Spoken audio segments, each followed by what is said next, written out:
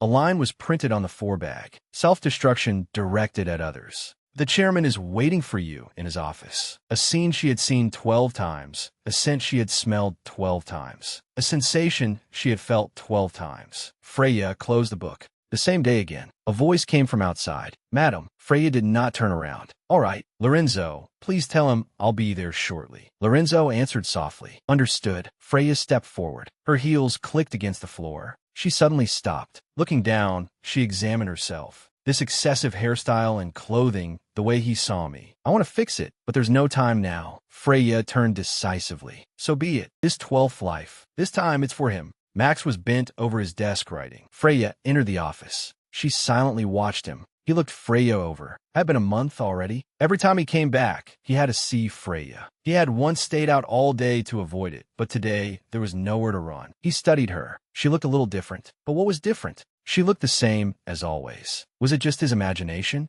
His gaze swept over her appearance. Those eager clothes, that carefully arranged hairstyle, that vulgar makeup, and that overly strong powdery scent. Was today some important day? Why was she so tense? Max broke the silence. Freya met his eyes. Go ahead. Max looked back at her. That same sense of discord again. She looked exactly as usual. It was her expression. The Freya in his memory was always angry, desperate, or mad. A woman crazed over Max Russell. That was how everyone judged her. Max's fingers trembled faintly. Did she know something? But what of it? I won't back down anymore. 10 years of engagement. 5 years of marriage. At last, he said the words to the woman before him. Let's divorce. Then it would begin, hysterical crying, frantic smashing, and then another round of clingy pleading. The same weary inevitability. Max waited for the outburst, but there was only silence. What was going on? Max finally spoke. Why aren't you answering? Do you think my feelings have changed? Freya answered calmly. No, that's not it, Max. I know you mean it. Max frosh. What? Freya looked at him. Believe me. Max, I accept. Yes, let's divorce. Max's blue eyes flew open. He was completely stunned. Impossible.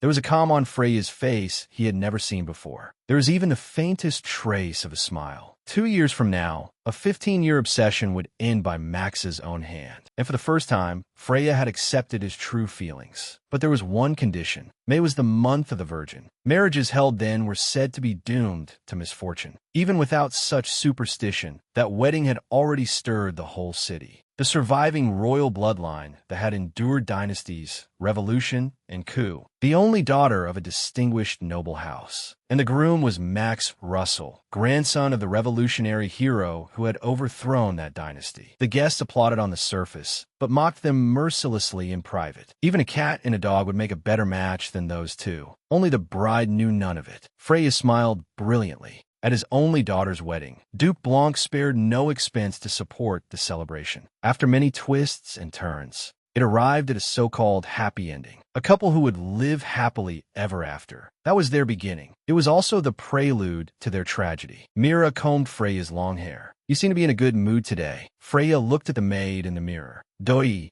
Mira smiled. Yes, you've had such a hard time lately and haven't slept properly, but you look much better today. Freya's gaze passed over the wedding portrait. Yes, that's right. Memories before yesterday are already very blurry. Mira asked softly, how long will the chairman stay this time? Freya closed her eyes. Who knows? Max is obviously swamped with work, yet he hurried back just to announce the divorce. He was that desperate. If I had refused, he would have left yesterday. But now, Freya said softly, he'll probably stay home all week. Myra's eyes lit up at once. Really? That's wonderful. Then will you spend your wedding anniversary together? Getting through yesterday safely meant a great deal to Mira. For the past 2 years, after all, Max and I had fought nearly every day. Myra's fingers slipped through Freya's hair. Fine. Yesterday's peace had nothing to do with Max. Our marriage had already collapsed. Freya spoke. Mira, I need to sort out my wardrobe. Mira sounded surprised. Oh, yes. The wardrobe doors were pulled open. Dresses of every color hung from the racks. Bright and eye-catching, but they were only gaudy dresses desperately trying to flaunt the body. Freya, turn around. Call Mrs. Purnell to handle these. Mira asked, should I have them packed up? Freya selected a few from among them. No, get rid of all of them except these. These few are passable. Mira said, all right. Then should I contact Madame Borton? Freya refused. confused. No need, Mira asked in confusion. You're not planning to order new clothes? Those dresses I once collected obsessively, all just to catch Max's attention. In this house that I'll soon be leaving, I don't want to leave behind any unnecessary baggage. Freya explained. I mean, there's no need to call an expensive dressmaker. I'll just go to the department store myself this weekend. Mira stared. The only daughter of Duke Blank's house. Then her face brightened. Yes, of course. You haven't gone out in ages. Let's visit the newly opened Louvre department store. Freya's eyes curved faintly. Right. Let's stop by Printemps as well. Mira tilted her head. Printemps? I've never heard of it. Is that new too? Freya's expression froze for a moment.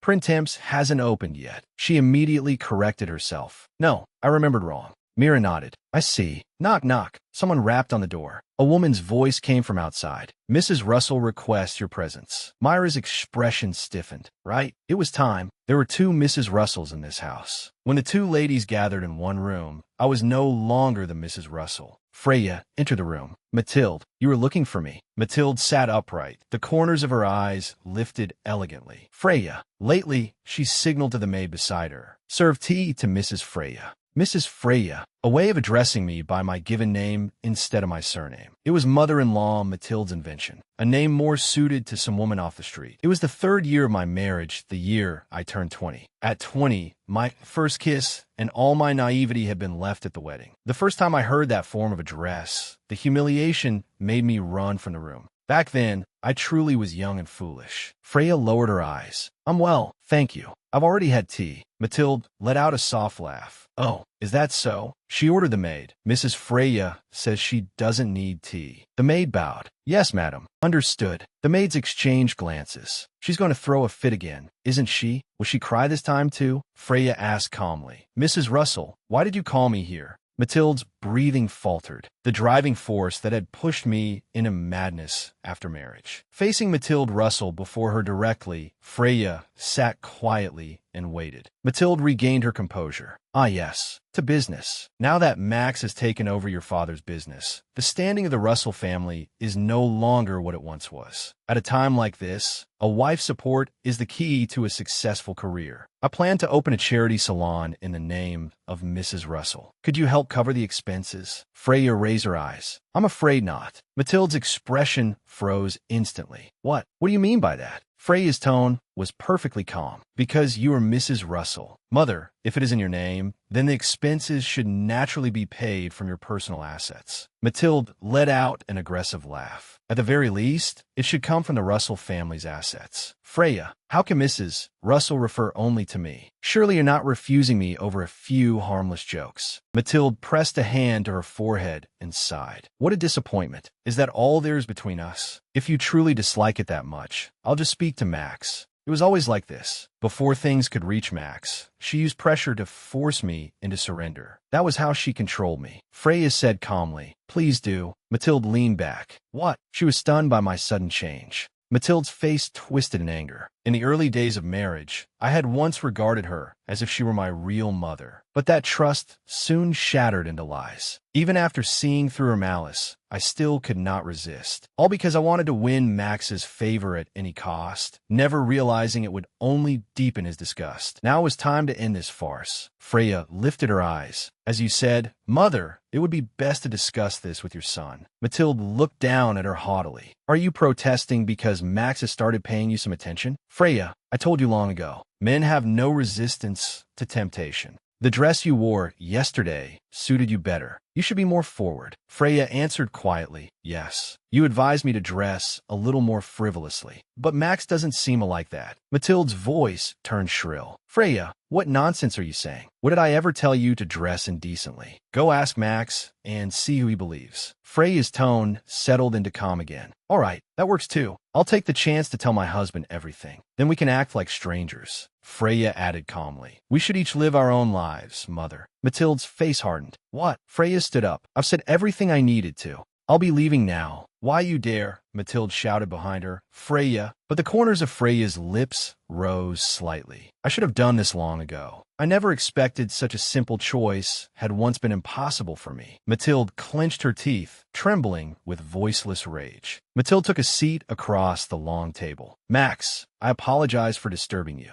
Max looked up. It's fine. Please go on. Mathilde touched her lips with her fingertips. I've kept silent until now, but I must speak. I always said I got along well with Freya. That wasn't true. I only wanted to reassure you, but it seems I only made things worse. Max gave a faint smile. Yesterday, Freya agreed to a divorce. Today, Mother comes to confess that she doesn't get along with her daughter-in-law. So tomorrow, will my runaway father come home too? Mathilde's face sank into shadow. Freya was never worthy of my son from the beginning. The only thing he lacks is noble blue blood. He has the finest looks in the Empire and the ability to turn a debt-ridden steelworks into a profitable enterprise. That runaway father of his left behind a goose that lays golden eggs. He even inherited the name of the revolutionary hero Max. Russell, aren't there even rumors that a princess enrolled in the Imperial boarding school just to see my Max? A marriage alliance between the Russells and the Imperial family is hardly impossible, but I've endured until now. Do you think I couldn't speak even if I wanted to? Mathilde looked at Max. She seems mentally unstable. Since marrying you, she's only grown stranger. She wears vulgar clothes to cling to you, and she suspects you of having affairs. In the end, didn't last year's incident prove it? I don't think it's a good idea to leave it alone. Mathilde put on a pained expression. I'm heartbroken too. Even the Duke's family wouldn't be able to oppose sending an insane wife to a hospital. Lock her up for a month first and see how she is. Max lowered his gaze. I didn't expect Mother to interfere this far, but that doesn't mean I'll do as she wants. He looked up. I'll handle Freya's matter personally. Mathilde hurried to agree. Of course. I trust you can deal with it properly. She rose to her feet. I've taken too much of your time. She turned and left, all warmth gone from her face.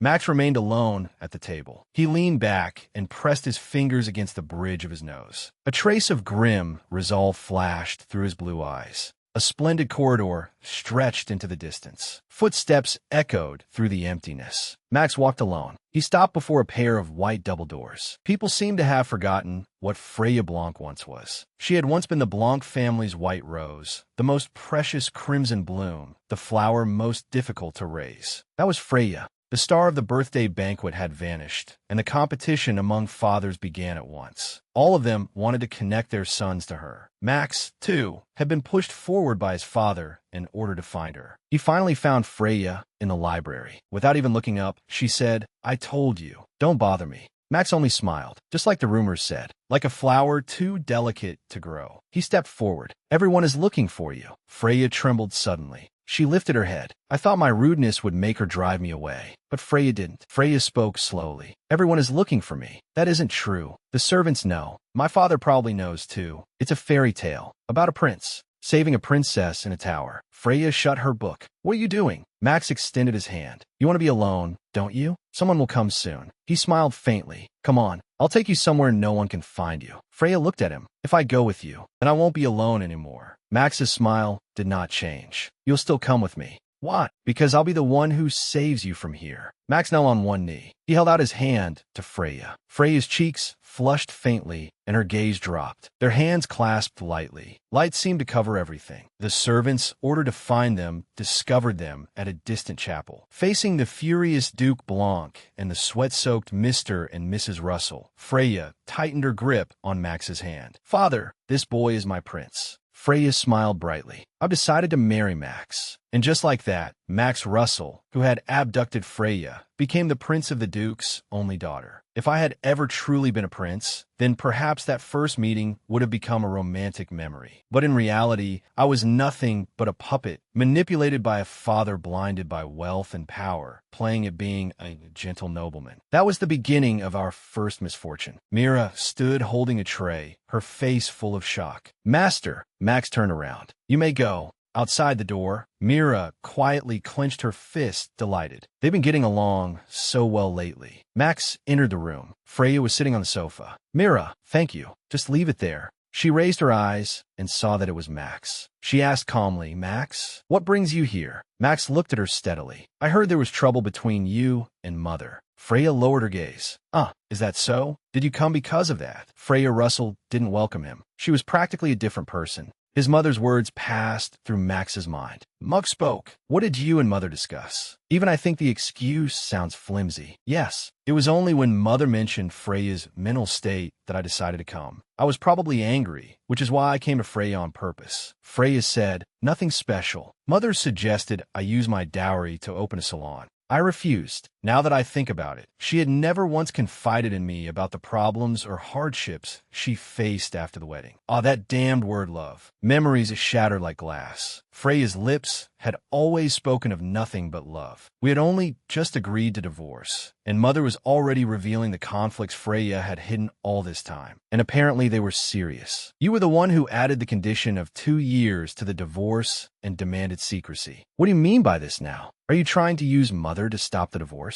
Revealing your conflict with her and saying it's to prevent cracks in our relationship. Doesn't that itself seem suspicious? Distrust and hostility had piled up too deeply. What should I do? Freya's voice remained calm. I don't need tricks like that. As long as I object, we can't divorce. I already told Mother. It doesn't matter if you know too. I'm simply tired of the life I'm living now. A faint curve touched Max's lips. That doesn't sound like something Freya, who has everything, would say. Max, I know it's hard for you to believe me. I've made mistakes. It's my responsibility to earn back your trust. Compared to that, sneaking naked into a sleeping husband's bed was almost cute. I had once sent people to watch his every move out of anxiety and investigated every woman he had met. Let's draft the divorce agreement. Today we'll just make a first draft. You can revise the final version. Freya tapped the papers lightly. After that, we'll have it notarized by the royal office. Then you'll believe me too, right? Max stared at her. Where had she learned about format and notarization? She shouldn't have had any chance to see a contract until now. Max narrowed his eyes slightly. Even if Freya wanted to draft a contract disadvantageous to him, if I truly set my mind to it, I could turn it into a trap. Freya met his gaze. Max, if you trust me, I could write 100 contracts like this. I truly don't want to keep living like this anymore, because I know too well how that ending looks.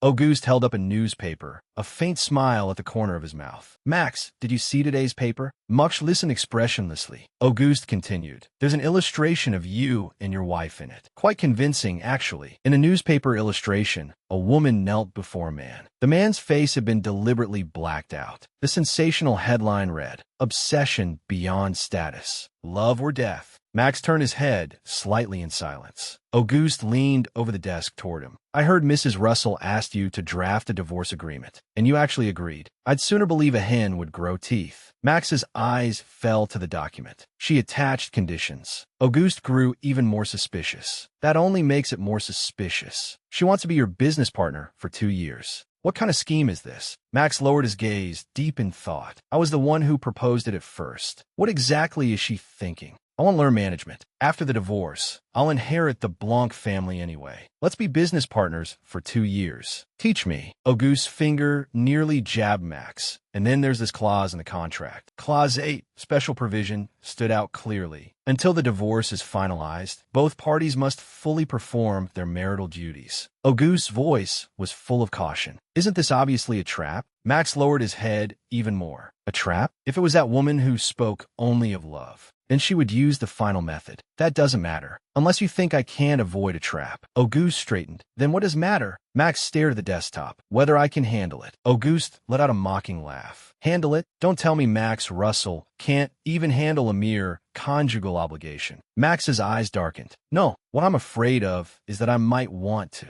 Auguste picked up the contract. From every angle, this is a favorable agreement. Even breaching it wouldn't lead to serious consequences. His eyes skimmed the clauses, especially this one. If the divorce is completed within 2 years, the mining rights will be transferred to you. It's as if she knows exactly what the company needs right now. That only makes it more suspicious. Auguste tapped a name with his finger. Auguste de Laporte, eldest son of the banking family, a man who made no effort to hide his hatred of nobles. He despised Freya Blanc. As the only heir of Duke Blanc, her twisted obsession with Max was more than enough to earn the hatred of someone like Auguste. Auguste moved to the window. We also have to consider the possibility that this contract is influenced by the Blanc family. The Duke is the kind of man who would stop at nothing. His voice turned cold, even if it means pushing his own daughter into the mud, stripping her of her rights, and preventing her from using any family assets. Max's gaze turned icy. Enough. Auguste rubbed the back of his neck and smiled helplessly. Even now, there's still a soft place left in your heart. Then he grew serious again. I'll first investigate whether any business information was leaked. Maybe some employee got greedy for her money. And I'll also check whether Freya and the Duke have been in contact recently. He allowed a satisfied little laugh. Ah, now that sounds like you. Freya's lips curved upward. I'm looking forward to the next 2 years. My former husband-to-be. Max stared at her. Not yet. Freya extended her hand. I was just rehearsing. Max took her hand. A long-forgotten warmth spread across his palm. The smile faded from Freya's face, and something settled in her eyes. She's probably about to ask what today's date is, Max thought. Go inside first. I have to head to the office. Freya nodded. All right, see you later. The two turned and walked in different directions. Max suddenly stopped. Strange. What is this feeling? Regret? Toward Freya Blanc? Max abruptly turned back. Impossible. If he had to describe it, it was closer to love and hate tangled together. Max's expression tightened. A trace of determination passed across Freya's profile. It's fine. This will work. This time for sure. Mira looked at Mrs. Freya. Shall we sit in the department store lounge for a while? Freya's gaze drifted into the distance. The department store. For high society, a department store was not merely a place to shop. It was also a silent battlefield of social maneuvering. At this hour, he should be here too. Since the thought had occurred to her, she had to confirm it. Freya made up her mind. All right, before we leave, let's rest there for a while. A grand door was pushed open. Freya and Mira walked in. The atmosphere suddenly became very strange. In an instant, the entire lounge fell silent. Every gaze focused on the doorway. Crisp heels clicked softly. Mamai, a gray-haired woman held a folding fan, a mocking smile on her lips. I truly never expected Mrs. Freya to come to a place like this. The noble women whispered among themselves. That's the notorious woman from last year. A powdered lady covered her mouth with her fan. I heard she imagined her husband was cheating, secretly investigated him, and even threatened every woman he had ever met. And when threats failed, she even tried to make those women disappear in secret. The infamous Mrs. Russell. The whispers spread like poison. Good heavens, he must have suffered terribly. I heard the last person she targeted was Lady Rossignol, a married woman. How disgraceful. This is the tragedy of Mr. Russell being too perfect. That devilish obsession dragged him into Blanc Castle. The powdered lady's eyes were full of contempt. Who would call such terrifying feelings love? Obsession and madness are far more accurate. Not a ripple crossed Freya's face. She spoke slowly. Has anyone here actually spoken to those ladies? Freya's eyes swept over the room. I mean the women I supposedly threatened. The powdered lady tapped her palm with her fan. Do you need to meet them? The newspapers explained everything very clearly. As the person involved, you ought to remember best. Freya remained calm. Yes, of course I remember. That used to be my life. Freya looked directly at her. I did not threaten them. I made them offers. If they disappeared from my husband's life, I would give them what they wanted. Not one of them refused. What kind of threat is that? The powdered lady was momentarily speechless.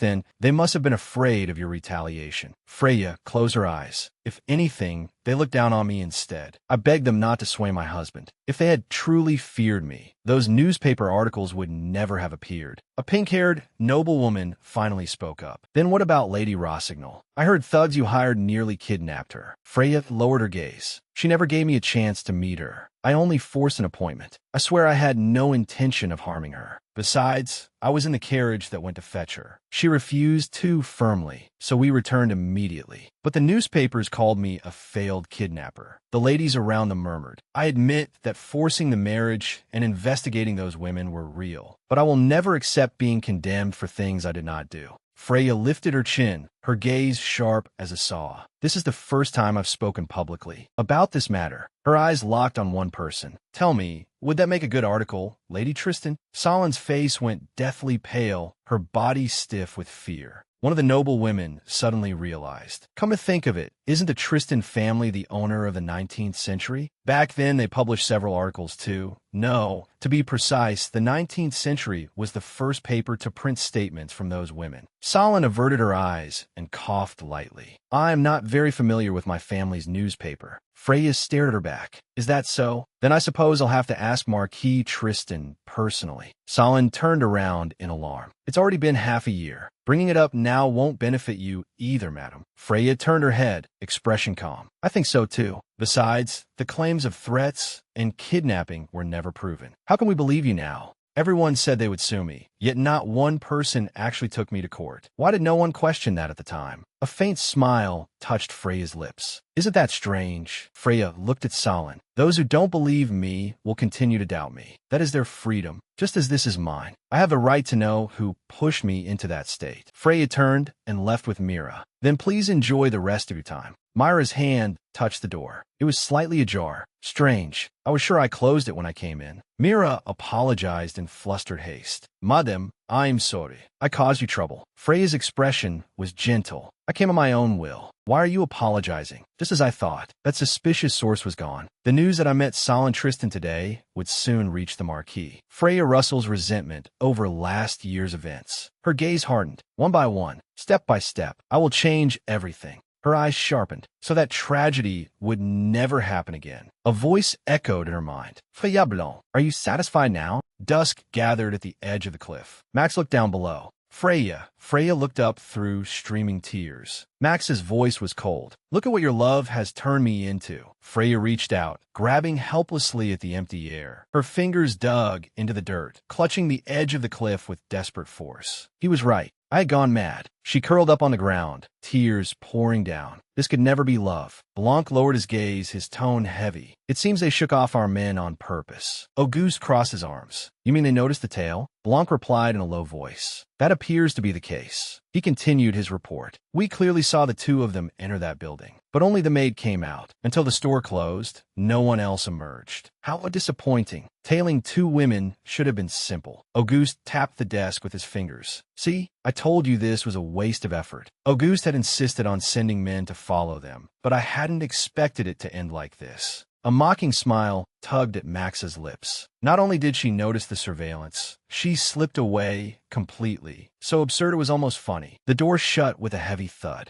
Auguste turned to Max. We should have used the same people your wife hired in the first place. We only found out we were being followed after Lady Rossignol made a huge scene. At least their skills were solid. Moments like this always remind me of reality. I've already been abandoned by my family. If I could still use the Del Laporte name. Auguste spread his arms with a helpless look. Then neither your wife nor her father would have noticed. Muck spoke flatly. You weren't abandoned. You crawled out on your own. If you go back, you can reclaim your place as eldest son anytime. That's one way to see it, I suppose. Anyway, don't you find it strange, Your Excellency? Max asked what? Your wife, Auguste continued. You heard what Mrs. Russell did in the department store lounge. She openly denied those old reports. She even brought up the 19th century and challenged the Dowager Marchioness. And on top of that, she shook off our tale. The more I hear, the more she sounds nothing like the Mrs. Russell we knew. Max's eyes wavered. She really has changed, suddenly, in a way that makes me wonder whether she's still the person I knew. Especially when she said she had been forced into marriage. When did she start thinking that way?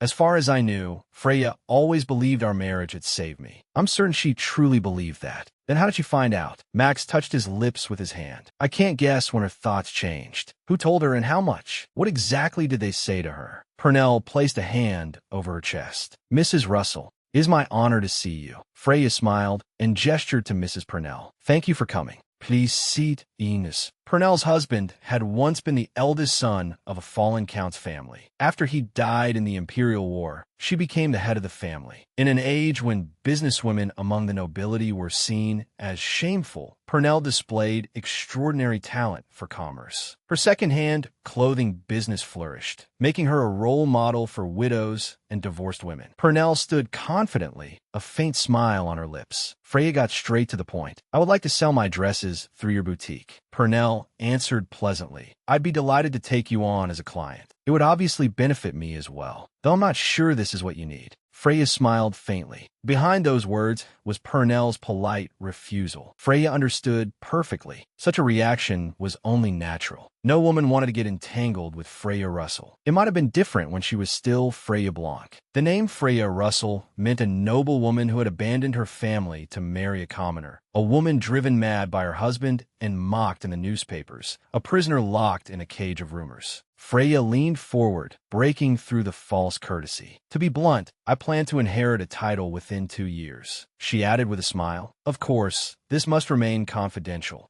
Purnell's pupil shrank, leaving her momentarily speechless. I see. She wants to build her own base of support in the business world. She's preparing for something that will require backing. Purnell clasped her hands together. Should I seize this opportunity? If I join forces with Freya, I can support her at her weakest moment, or I may fall right alongside her. Freya suddenly shifted direction. You're planning a new clothing business, aren't you? Purnell jolted. How did you know that? Are you some kind of fortune teller? Freya sat upright. How I know? Is that important? Purnell's face turned grave. Yes, it is. Only 2 contracted seamstresses know. I've told no one else, and they would never dare gossip. But you know information you should not know. Mrs. Purnell, walls have ears. Freya lifted her teacup. There are no eternal secrets in this world. She smiled. This little problem is far less important than whether my proposal can move you. Purnell's business instincts were stirred. At the very least, I should hear her plan. Purnell sat up straighter. Very well, go on. Freya's tone was calm. It's nothing grand. I simply want to tell you that I'll soon re-enter high society, and I will be very active in it, fully exercising every right that belongs to the only daughter of the Blanc family. Freya continued. Mrs. Purnell, your business sense is extraordinary, but in some fields, instinct alone is not enough. For example, the Palace of Versailles. Purnell froze. Freya's voice was calm and firm. As you know, no matter how ugly things became,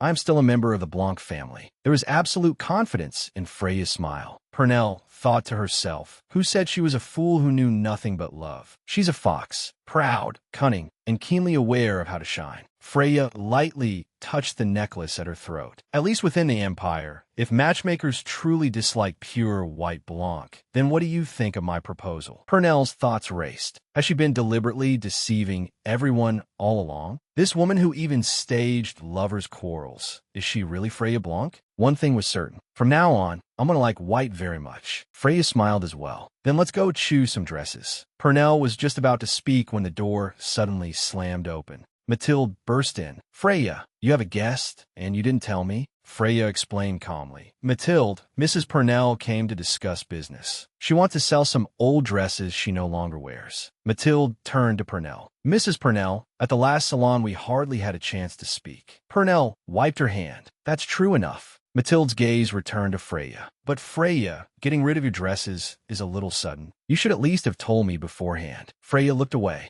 I didn't realize I needed permission even for something like that. Mathilde cleared her throat, looking a bit embarrassed. Permission? That's not what I meant. I only meant that if I had known earlier, perhaps I could have prepared things more thoroughly. Purnell smiled. You've treated me very well already. Please don't say that. What a formidable woman. Mathilde stammered. All right. Come to think of it, I need a new dress too. Perhaps I should order one as well. Freya's tone stayed flat. Mathilde, this lady is not an ordinary seamstress. I barely secured her under the Blanc name, not the Russell one. I'm afraid I can't include you this time. Mathilde's cheeks reddened. Forget it. I'll look around the boutique myself. How about this weekend? Purnell answered with a smile. Certainly. I'll prepare a few suitable styles in advance. Mathilde's smile vanished. A hard shadow fell across her face as the door closed. Max has been looking at you more lately, and now you're getting carried away. Freya turned around. What exactly are you talking about all of a sudden? Mathilde's voice sharpened. When he never looked at you before, who cared for you? There's a limit to ingratitude. How long do you think Max's interest will last? This is all thanks to me, and you don't even know it. He only pities you. There were too many openings. She had exposed herself. I heard you spoke with Max recently. Mathilde turned away. Did Max tell you? No, I heard it from someone else. Just like you, Mother. Mathilde's face stiffened. What did you say? Freya stepped closer, leaning near Mathilde. Someone said you wanted to send me to a hospital. To dare say such a thing in front of the only daughter of the Blanc family, and still expect no consequences. She had never imagined those words would reach my ears. It was someone else who told me that I had once been locked in a hospital. All to deal with someone like me. Mathilde's shadow lowered in the dark. Mother, it seems you've misunderstood. A cold smile tugged at Freya's lips. If you drive a madwoman too hard, she will bite. Mathilde shuddered all over. Freya smiled gently. You're fortunate, Mother, because I didn't go mad. In Dr. Sigmund's consultation room, Mrs. Russell, you claim that you are repeatedly reliving the same stretch of time. The black veil hung down, hiding Freya's face. She sat perfectly still. What makes you think that? Freya's voice was calm. The reason for this veil is not important. The doctor pressed. Then what is? Freya tilted her head slightly. What matters is what I am about to ask of you.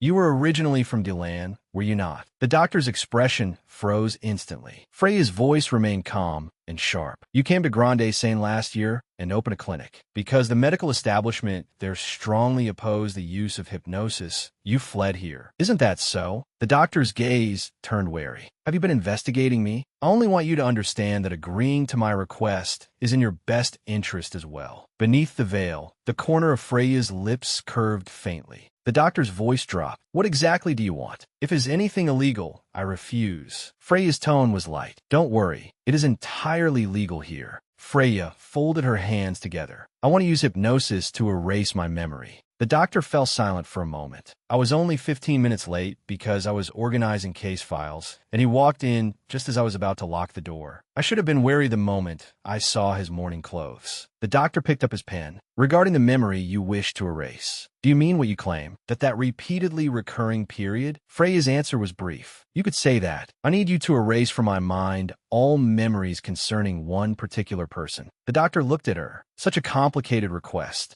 Yet she said it so lightly. The doctor asked, why do you want to erase your memories of him? Freya's voice was utterly flat. As I said, I am repeating the past over and over. I am reliving his death. The doctor wrote down a note. I see. When did that gentleman die? Freya answered quietly. He is still alive. The doctor stared at her in disbelief. What did you say? Freya lowered her hand slightly. Whether you believe me or not does not matter. You only need to help me clear him out of my mind. The doctor looked thoughtful. To erase from her memory the repeated deaths of a living man. This was interesting, but Freya stared at him through the veil. Do I look insane to you? You're right. I am insane. So do not waste time judging whether it is true. Just grant my request. The doctor leaned back in his chair. Very well. But if I am to treat you, madam, whether your story is true is quite important. Freya sat straight back. Doctor, I'm not here as a patient. I am here to ask for your help, and it will benefit you as well. Freya slid a check across the desk. Most importantly, I know you are pretending. You find the situation extremely interesting. Freya's tone allowed no doubt. And I know you will ultimately accept my offer. Indeed, it was impossible to refuse. A powerful patron, an intriguing patient, two birds with one stone. A bead of cold sweat slid down as the doctor put his hand over the check. His cheeks burned. A complete defeat to curiosity. The check. Curiosity. Money. Freya rose. Come to number 11 Rue La Charrière this Sunday. If you do not appear, I will report the check as stolen.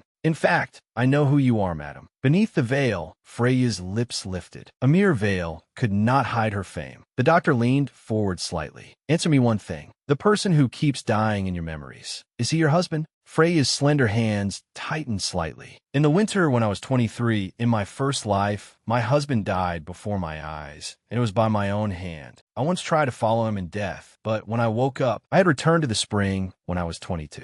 I have been trapped between the spring of 22 and the summer of 24, struggling desperately just to save his life. And you are my only hope of escaping this hell. Freya raised a hand and lightly touched the edge of her veil. The doctor looked at her. You are not afraid I might tell others your story? Freya's veil did not stir. No, you swore the Hippocratic Oath. Unless severely threatened, you would not violate it. The doctor leaned back slightly. The way you speak, it is as if you have known me from the beginning. Freya's voice came quietly. I told you, I am repeating the past again and again. The carriage jolted along the road. Freya looked out the window, her expression dim. In the past, I never questioned why Father Max let those negative articles spread. I should have asked back then how the newspapers obtained information about those women in the 19th district, and why Duke Blanc did not protect the reputation of his only heir. I once held no resentment toward Father. Now I understand. I know what I must do. Freya turned toward Mira. This summer, we may spend some time at Blanc Castle. Mira looked startled. Yes, madam. I understand your reaction. That castle likely holds no good memories. Myra's cheeks reddened. Madam, I like how you are now. Freya looked at her quietly. Myra's voice was sincere. Do not mind what others think. I only hope you can live as freely as you do now. I only hope you will no longer suffer.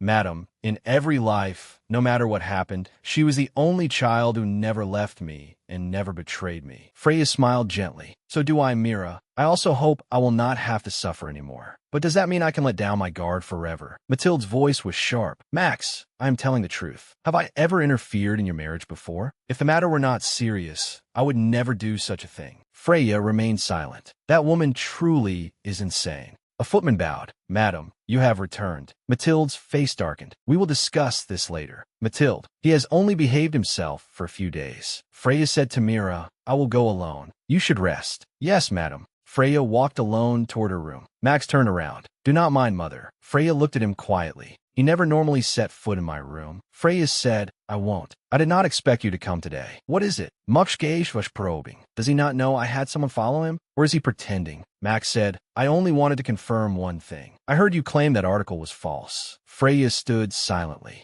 I used to like him like this. Before our relationship completely fell apart, Max had always been this straightforward, though I had not expected him to be shameless enough to admit to having me followed. To be precise, I said part of the article was true. Max suspected you of having an affair, so I hired someone to investigate those women. Then I want to see them. That part is true. Her tone was even. But the accusations of blackmail or attempted kidnapping made by Madame Rossignol were lies. Believe it or not. Max pressed on. Then why did you say nothing at the time? Freya's voice sank lower. I wanted to, but you were furious then. I was afraid you would not believe me, and that you would despise me. Is that all you wanted to confirm? Silence fell between them. I have something to say as well. Max looked at her. What is it? Freya's expression stayed calm. I want to start going to the office next Monday. Would that be possible? Max's blue eyes were full of scrutiny. You know that gives you only 2 days? You are in such a hurry. Is there some reason? Freya smiled faintly. I can see the suspicion in your eyes. It cannot be helped, just as Max suspects. I really do have reasons to hurry. Freya continued. Since those women all go there regularly, and I alone am excluded, it is terribly unfair. So I have decided to go too. Max's body stiffened slightly. What? Are you afraid I might do something insane at your company? Max answered, I cannot say I'm not worried. I promise you. Freya smiled with calm confidence. What happened last year will never happen again. Max looked at her in silence, his gaze unreadable. Mathilde paced through a lavish room, footsteps echoing.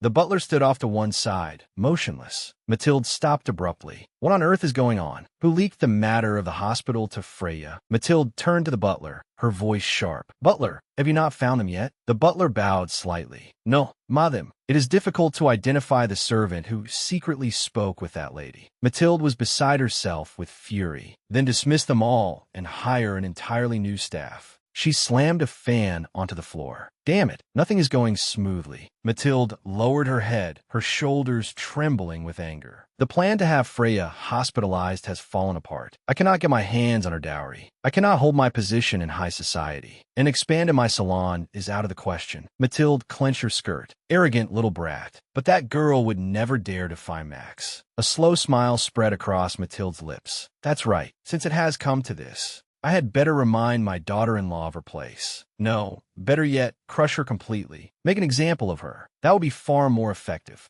Inside the club, one gentleman unfolded a newspaper, drawing comments from his companions. Madam made the papers again today. I saw it too. A gentleman jabbed his finger at the newspaper. Theodore Dupre stood beside him. One of the others let out a snicker. Surely only the lady herself failed to recognize it. The caricature is exaggerated, but no noblewoman of rank would fail to know him. I suppose so. I had no idea that drawing was by Theodore Dupre. Even if she recognized it, she probably would not care. The man abruptly stiffened. Madame Russell. The man froze all over, cold sweat sliding down. Freya smiled slightly. Thank you for recognizing me, though we have never met before. Is my husband inside? The man sprang up so suddenly that his chair screeched backward. Ah, yes. Madam, he is inside. My apologies. Freya's eyes fell on a newspaper on the table. How interesting. An ordinary outing last Saturday has become the subject of conversation. After the department store scandal, Freya recalled standing beside Mira in that gallery, constantly aware of hidden eyes watching them. So one satirical drawing was nothing. But if this was a response to my conversation with Madame Tristan, then it was absurd. Freya's gaze turned cold. Were they doing this knowingly or pretending ignorance? Madame Tristan must have wept to them, telling them of the humiliation she had suffered. The Tristan family, one of the empire's 5 great noble houses standing alongside the Blanc family. They could easily have written articles publicizing my background and the scandal of Madame Russell and spread them everywhere. Yet everything remained quiet. Freya's thoughts moved swiftly. Were they wary of something? Or did even such a small matter require permission? So this woman is that cold, heartless wife? The wicked lady who would not even let her husband go home because of work. Freya kept her posture graceful before them. Madam Russell, long time no see. Freya wore a composed smile. Hello, Auguste. Auguste stepped aside to guide her. The boss is waiting for you. This way, please. He reached out and pushed open a door. Auguste announced, Boss, Madam has arrived. Max looked up from his documents, confusion in his eyes. Didn't you say you want to learn business? Freya stood where she was. Yes, I did say that, but why? Auguste cleared his throat. Madam Russell, your attire does not seem suitable for work. Next time, it would be best to dress more simply and wear proper shoes. Freya looked a little embarrassed. Oh, is that so? Since it's my first day, I may have tried too hard. I'm sorry. And Auguste continued, it is fine when the two of you are alone, but in front of others, it will be best to address him formally as boss. Freya nodded. I'll like you do, Auguste. All right. Max studied her suspiciously. What kind of trick is this now? The last time she came, she was dressed all in black. Today she looked as if she were headed to a social engagement. If Max's first misfortune was meeting Freya Blanc and walking toward ruin, and his second misfortune was inheriting his father's fraudulent business, then his final misfortune was that red line on the map. Freya's fingers lightly brushed the edge of her skirt. What is that? Auguste turned to Freya. What do you think it is? Freya touched her chin with a fingertip. At first glance, it looks like a road. Are you marking a route? Auguste's expression shifted slightly. You could say that. It seems you're not entirely ignorant. Max lowered his gaze. Like that red line, we're going to lay tracks. The Saint-Germain Railway Project. A project destined to fail. Because of it, Max would lose everything. His standing as a businessman, the reputation of a hero's descendant. He would even sell off the Russell family steelworks. In a future without my interference, the simplest way to avoid that misfortune is to make Max abandon the project himself. That is the surest way and also the most difficult. With my power alone, I cannot make him give up. Imperial approval and steel production are not the real problem. The true reason. Max cannot abandon this project. Freya finally spoke. A railway? Max smiled faintly. Yes, we are planning to build the first passenger railway. I know how much passion you have poured into it, and I know what you hope to achieve through this project. Freya gazed at Max. You did not begin it because of your father, did you? Max lowered his eyes. He said nothing. Max's father, Benoit Russell, was a swindler. Unlike his grandfather, a revolutionary hero, he was cunning and despicable. Before the police could catch him, he abandoned his wife and child and fled. The charge was canal investment fraud. The scandal broke half a year before Freya's wedding. The Russell family was on the brink, and, at the same time, Max himself faced the risk of imprisonment over the debts. At that moment of despair, Freya Blanc proposed marriage to Max Russell. No, it was more than that. She promised she could revive the doomed canal project. He did not know that her father, Duke Blanc, had already offered the same terms. I cannot remember Max's expression at the time. 17-year-old Freya was blinded by a fairy tale love, so she could not understand the misfortune 20-year-old Max was facing. No, she could not even be bothered to understand. She had once been certain that she would spend eternal happiness with her precious first love. Freya's eyes hardened. So, this time I must. The door flew open. A black-haired man stepped in. Max, there's something urgent we need to discuss. Max turned at the sound.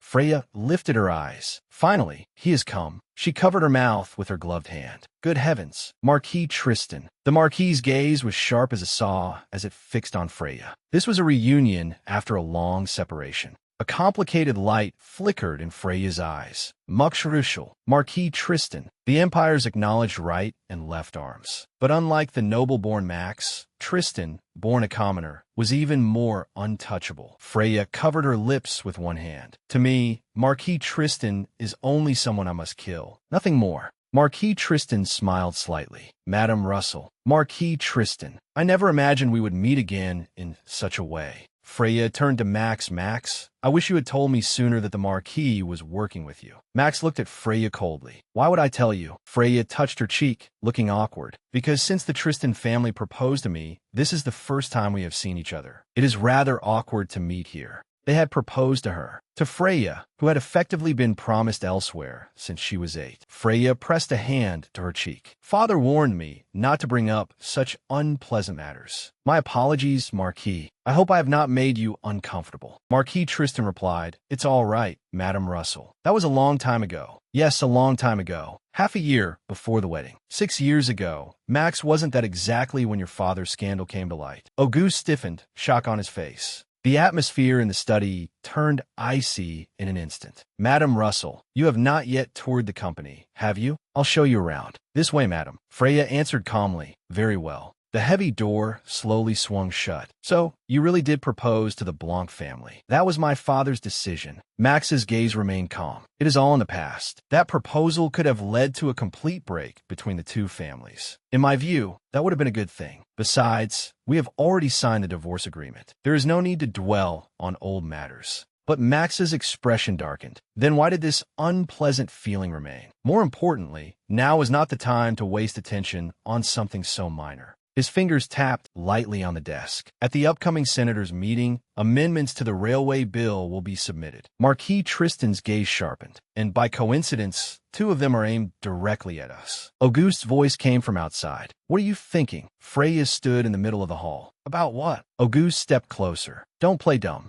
I know you did it on purpose. His eyes were sharp. Why deliberately bring up the matter of Marquis Tristan? Are you trying to damage the working relationship between the Marquis and Max? Freya met his gaze. Delaport, if I admit that was my intention, will you throw me out of the office at once? Auguste's face darkened, and he clenched his jaw. How could I? The terms were cold and explicit. As long as the agreement existed, Max could not exclude his wife from a business. That document was her shield. Whatever her motives, she was a legitimate business partner. Auguste suddenly understood. So that is what this was for. From the start, all of you have been mistaken. Auguste leaned in. What do you mean by that? Freya's thoughts raced. The reason they had joined hands with the Tristan family was obvious enough. Once that article condemning me was published last year, the Tristan and Blanc families had already broken apart. The moderates dared to offend the only daughter of the hardliners. But they only knew half the truth. Freya turned to face Auguste. If you wanted to avoid my father, you should have drawn the Delaport family to your side. Auguste's expression darkened. His voice turned icy. If you do not understand, do not speak nonsense. Think carefully about what it meant for Delaport to propose to the Blanc family. Freya had already turned away. He called after her. Where are you going now? Without looking back, Freya answered, back to the president's office. I am very interested in what Marquis Tristan came to propose. Auguste stood frozen. After what had just happened, Freya suddenly turned around. Delaport, I did not come here for sightseeing. He fell silent at once. Freya's eyes held a trace of scorn. Is listening to an important discussion really worth less than idle gossip about Tristan having once proposed to Blanc? Auguste's eyes darkened. These noble women really are the worst creatures. The door opened. Please continue your discussion. I'll sit right here. Silence filled the room. Max looked at Marquis Tristan. Go on. Marquis Tristan gathered his thoughts. We expected the Canal faction to lobby, but this is more threatening than anticipated. One amendment would cap freight railway charges at 1.5 cents. The other would fix passenger fares at 50 cents. Freya listened quietly. Then the one we absolutely must stop is the 1.5 cent freight clause. That is my thinking as well. Freya's gaze sharpened. No, that is wrong. Time repeats itself again and again. Tiny changes can stir up enormous waves. But some things are destined not to change. This bill is one of them. Its passage cannot be stopped. Marquis Tristan spoke. I will go meet the senators who may oppose it and secure the moderate support before the vote. Max replied, I'm counting on you.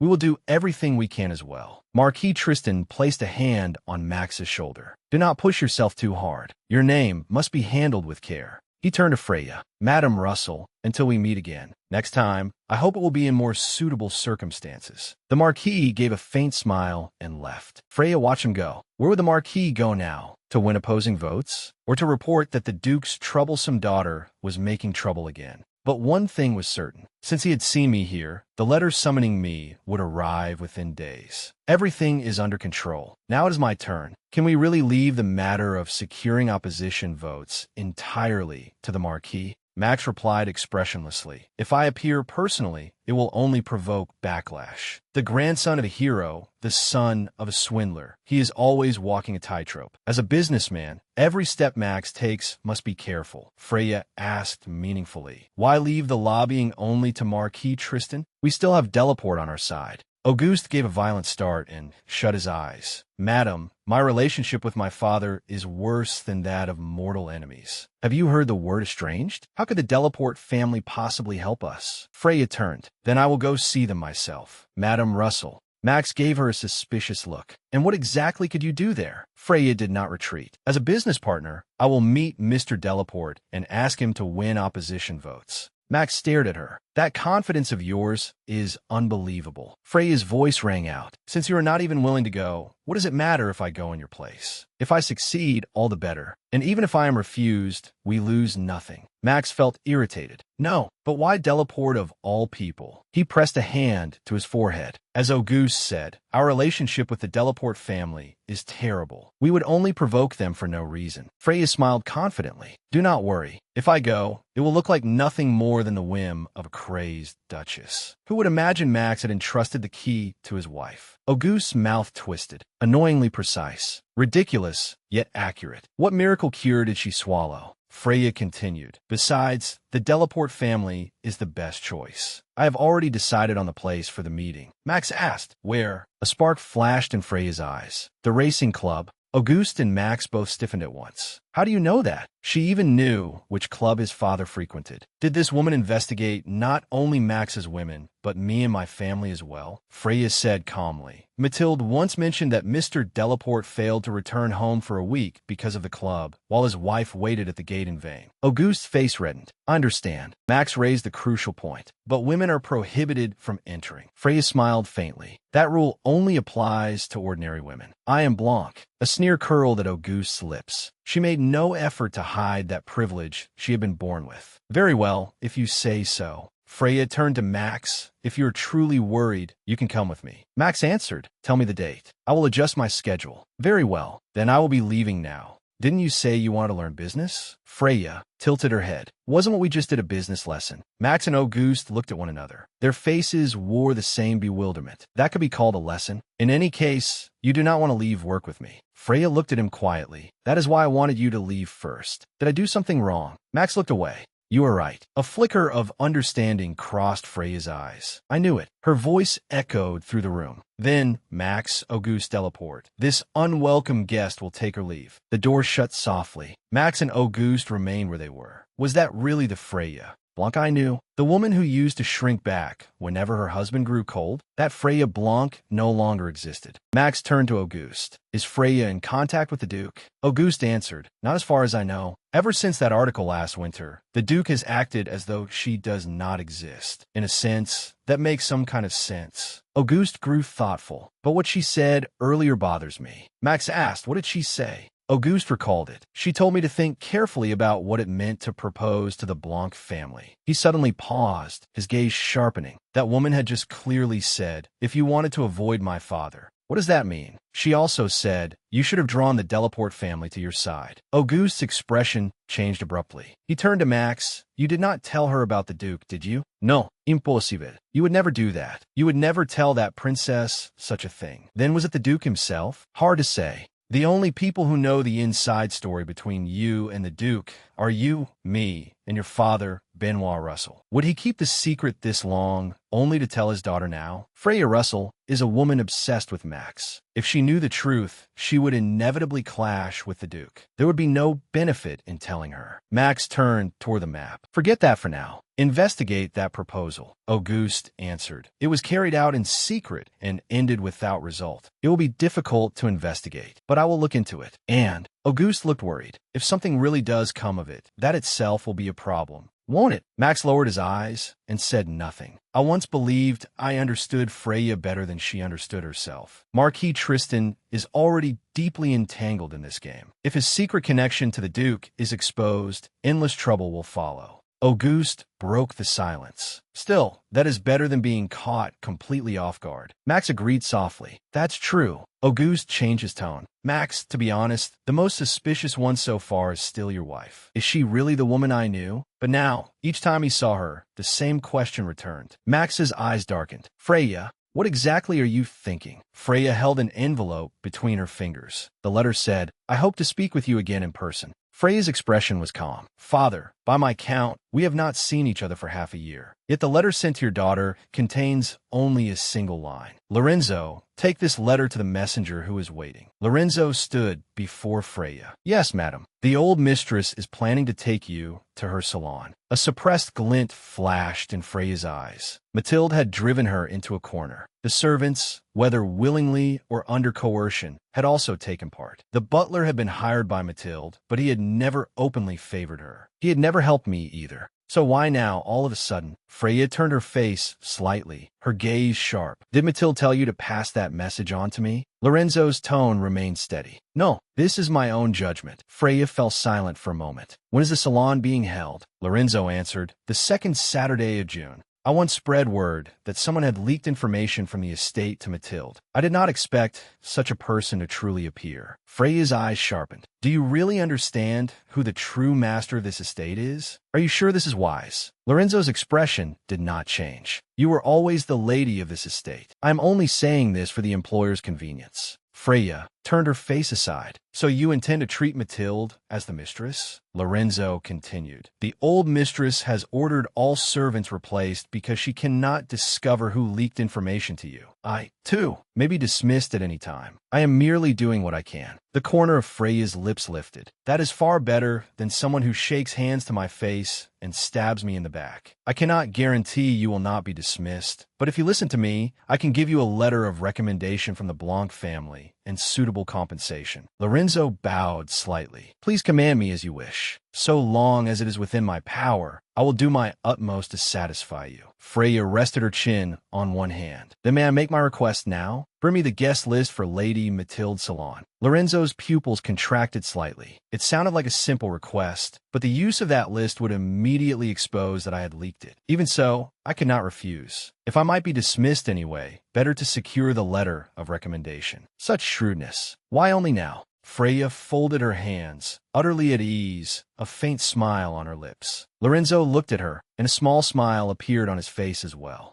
If Madame had been like this from the beginning, no. If you had stepped forward just a little sooner, I would have followed you without hesitation. Freya sat alone. Sunlight streamed through the curtains and fell over her. She let out a quiet breath. Her gaze sank inward. This is the first time. I have never resisted Mathilde before. Freya looked at the letter on the table. Now I must think about Father, Mr. Delaporte, Mathilde's salon. And before my eyes rose a magnificent palace. The royal ball in the last week of June. It will be my first public appearance since what happened last year. I will inevitably become a laughingstock. In that case, I may as well become the most eye-catching one of all. Purnell, thank you for agreeing to meet so quickly. This sort of thing is best handled sooner rather than later. Please call me Ines. Very well, Ines. The same goes for me. I would never refuse. Purnell turned to the red-haired man beside her. Freya, let me introduce him. This is my business partner, Paul Charlotte. Paul bowed slightly. It is an honor to meet you, Madame Russell. Purnell touched Paul's arm lightly. Paul, Freya extended her hand. I'm pleased to meet you.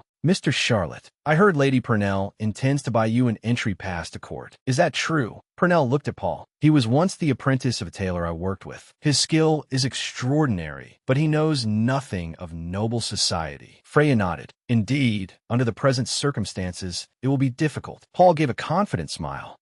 Just wait and see. Soon people will be lining up to wear clothes I made. The corner of Freya's mouth curved. He truly had reason for that confidence. In just 1 year, every noblewoman in the country would be wearing gowns made by this man, or copying the styles he designed. Yet Freya looked straight at Paul. If I open the road to the court for you, what do you plan to do next? Purnell smiled faintly. To be honest, the court is not my final goal. I intend to use gowns designed by Paul to secure a supply contract with the court, and through that establish the very concept of a haute couture designer. In the old days, a tailor was simply a craftsman who perfectly fulfilled a customer's wishes. But an haute couture designer returns the power of choice to the designer. Customers choose only from completed works. It is a path on which one cannot survive without exceptional talent. Paul possesses that talent. Today, I must persuade him. Freya spoke. In fact, I have brought 2 new proposals. They are entirely optional. Even if you refuse, our relationship will not change.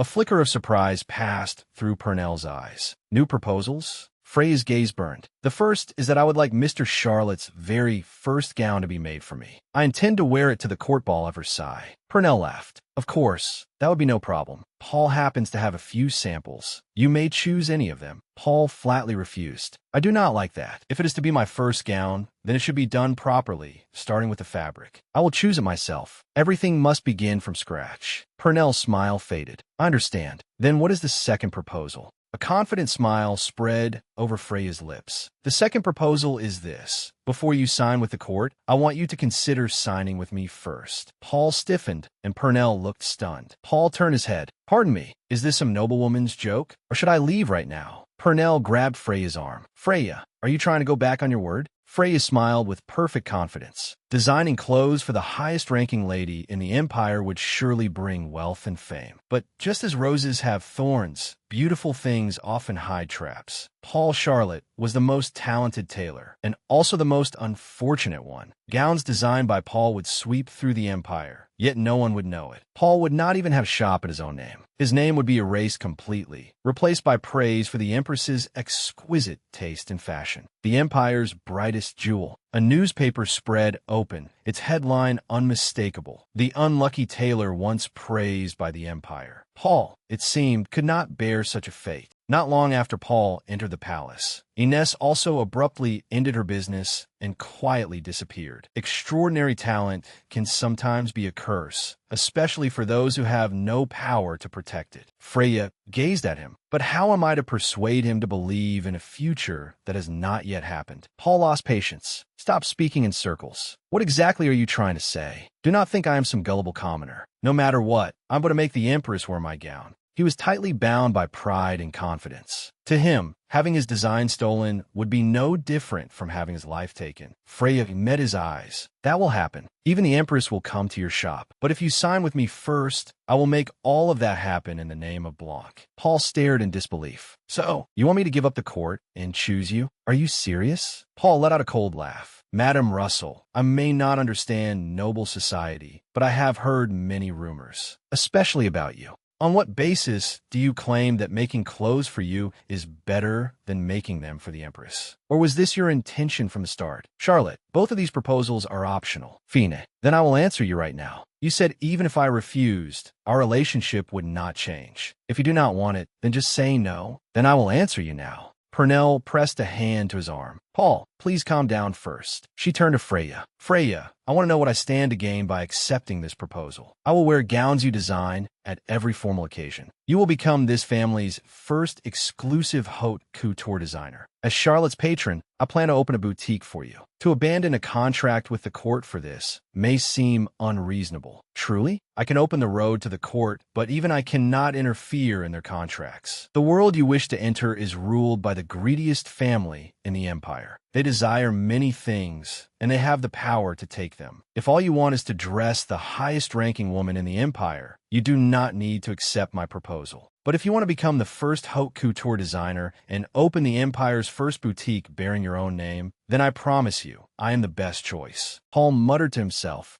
this is worse than blackmail. Was she being too negative about the royal family? Purnell said to Freya, Madame Russell, please give me some time to consider. Pressing too hard would not necessarily be wise. Freya lowered her eyelids and smiled gently. Then please think it over and let me know before the gown is finished. Freya calculated inwardly. Depending on your decision, my strategy for the court ball will also change. How could she be so certain the empress would like it? The empress had not even seen my gown. Of course she had. Freya continued in a lowered voice, as if wary even of the walls having ears. And no matter what decision you make, your dress will be the most beautiful one at the court ball. Paul gave a faintly confident smile. There's no need to state the obvious. The jingling of bells drifted in from the street as a carriage slowly rolled away. Paul turned to Purnell. "What do you think?" His words sounded like he meant to have us swallowed alive in the imperial palace. If it was only meant as a threat, it was extremely effective. Purnell stroked her chin. "I think I've been too complacent." Her eyes sharpened. "I was only thinking about making the deal. I didn't think enough about the risk of having everything taken from us. It was the possibility of success, but also the unknown that would come after. More precisely, the risk of having the fruit of their labor extorted from them. Public opinion was a frightening thing. If the scales tipped even slightly, they could lose everything. "Let's start over," Purnell said, her gaze resolute. "We have to give up dressing the Empress. I have 1 month. I need to gather information on the royal family." A splendid door was pushed open. There were 2 letters. One was a reply from her father, arranging a meeting at the Jockey Club. The other, he unfolded it, was the list of salon attendees the butler had found. The corner of his mouth curled, and a calculating light flickered in his eyes. Freya gave a start. "Mira, your name is on the list too. I need to stop by the bank." Sunlight poured through the high windows, filling the quiet library. A voice broke the silence. "Could you help me find a book?" "What book is it?" Freya narrowed her eyes. "The Black Cat." She hadn't expected to see him again. He took a step forward, his hem swaying lightly, and the librarian rose from behind the desk. "This way, please." Footsteps creaked on the wooden stairs as the librarian led Freya upstairs. He turned to face her. "What brings you here today?"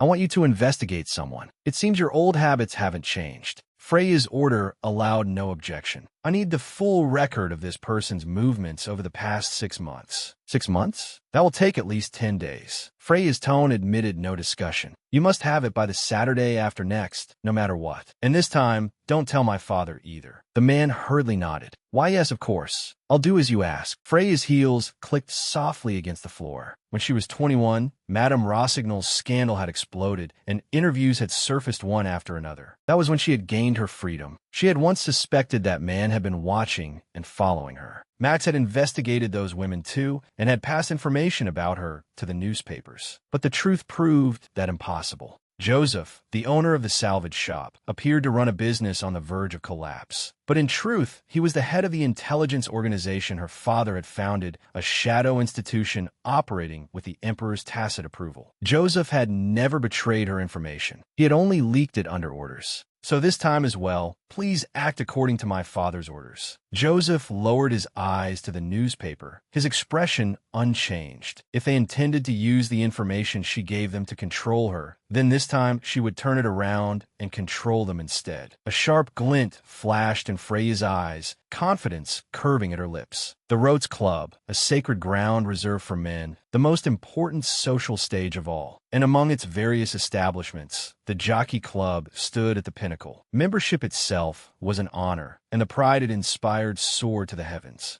Inside the club, voices swelled in every direction. Well-dressed gentlemen stood in small groups, conversing in low tones. The air was thick with the smell of cigars and confidence. "Who do you think will win the next race?" "Nonsense. This time there's no way." The gentleman froze. "What?" The man in the top hat looked puzzled as well. "HM? What is it?" His expression stiffened instantly, his eyes widening in shock. Whispering began to spread. Men had thrown fortunes away to become members, and in the finest club in all Lutz, this oasis reserved only for men, all eyes now turned in one direction. The click of high heels rang across the floor. A silver-haired gentleman stared. "What is this? What idiot brought a woman in here? If you don't know the rules, get out of this sacred club." Freya, however, remained perfectly calm, wearing a dreamlike dress. One man whipped around. "Wait," the man beside him murmured. "Isn't that Max, Duke Blanc's son-in-law?" Whispers rose one after another. Everyone knew that he and the only daughter of House Blanc had long been estranged, especially after last year's kidnapping case. Freya did her best not to react. His silence absorbed every word around them. "Russell brought a woman, one who isn't even a club member. Isn't that practically provoking Duke Blanc, one of the founding members? Who is that woman, anyway?" One man narrowed his eyes. "But she looks a bit like the Duke's daughter." His companion scoffed. "Impossible. The Duke's daughter we know is definitely not, unless he deliberately brought a woman like that." to bring someone who resembles the Duke's daughter, yet has the exact opposite kind of presence. He must be here to insult the Duke. Isn't that Duke Blanc? Whether it's him or not, if he witnesses his son-in-law openly cheating. Freya, you came. That woman is Freya? The hall buzzed with noise. Max, everyone's staring. Smile, Freya said, linking her arm through his. We're not here to declare war. Max turned his face slightly. True, but it certainly feels like it. From within the crowd, one gaze locked onto Freya. Another settled on Max. Blanc stepped forward. Freya, you came. Freya leaned her head against Blanc's shoulder. Father, Blanc smiled, pleased. So you came too. Max. Max gave a slight bow. Your Grace. It has been a long time. What a shameless hypocrite. Blanc suggested, let's not stand here. Shall we go upstairs? The jockey club was men's holy ground, and women were strictly forbidden. But at this moment, no one dared complain, because Duke Blanc was one of its founders, and because, aside from the royal family, the Duke held the highest power in the empire, and I was destined to make full use of that power before being thoroughly cast aside by it. Blanc sat on the sofa. I heard you went to a salon exhibition recently. Freya settled against another sofa. Yes, I even bought a painting. Blanc smiled. You seem to be doing well. That puts me at ease. Of course. Lately I've also been visiting Max's office often. Blanc looked somewhat surprised. I never would have thought it. What do you go there for? Freya beamed. What else would I do? I simply go to watch my husband work. Max lowered his eyes to the side, his expression conflicted. How strange. When the newspapers had been flooded with reports about Freya, the Duke had done absolutely nothing. Duke Blanc had finally abandoned his mad daughter. People believed that and drove Freya into a corner, yet the Duke still remained silent. And now they were speaking as if those 6 months of silence had never happened at all, chatting lightly and with ease. Like opponents probing for weaknesses, they hid their emotions behind smiles and traded veiled barbs. I thought leaving them alone together might make things easier, but instead it only made the confusion worse. Freya suddenly spoke. Oh, I nearly forgot. I want to attend the royal ball this year. I can count on you to get me an invitation. Can I, Father? The royal family did not send invitations to commoners, so no matter how hard they tried, people like them could never be invited. But that fact meant nothing to those two. Freya could become Duke Blanc's daughter again whenever she wished. Blanc smiled. The royal ball? So you want to return to society? Freya sat up straight. I'm already 22. I can't remain a child forever. Blanc's gaze moved between the two of them. It's good that you want to go, but perhaps next year would be more appropriate. Freya's smile did not fade. It doesn't have to be this year. Father, one accidental opportunity completely overturned everything I had once believed. I had been House Blanc's only daughter, a romantic who had grown used to silence, pushed into the center of society. A woman rumored never to have consummated her marriage. Yet there were also rumors that the princess's heart belonged elsewhere, to a man better suited to her than her husband. Would people allow a woman to leave her husband for true love? No. I had never seen a woman permitted to pursue her own will, not even a member of the royal family. The only exception was if another man wanted her. Because I was a pure virgin, Freya folded her hands together. Even if we are destined to have no future, I'll make everyone believe otherwise. We'll carve ourselves into their memories. They'll remember that we once stood together like a married couple. Freya smiled with confidence. I prefer this year. Father. The Duke's eyes darkened. Blanc gave a short laugh. If that is truly your wish, then so be it. I'll have the invitation sent to the Russell residence. Now, please excuse us for a moment. I have something to discuss with Max. The door closed softly. Blanc offered him a cigar. One. Max turned slightly away. No, thank you. Blanc brought the cigar to his lips. You and Freya seem quite close. You haven't forgotten our agreement, have you? Max's jaw tightened. The promise. The Duke, just like a father, was the embodiment of human shamelessness. What kind of father treated his daughter's marriage like a business transaction?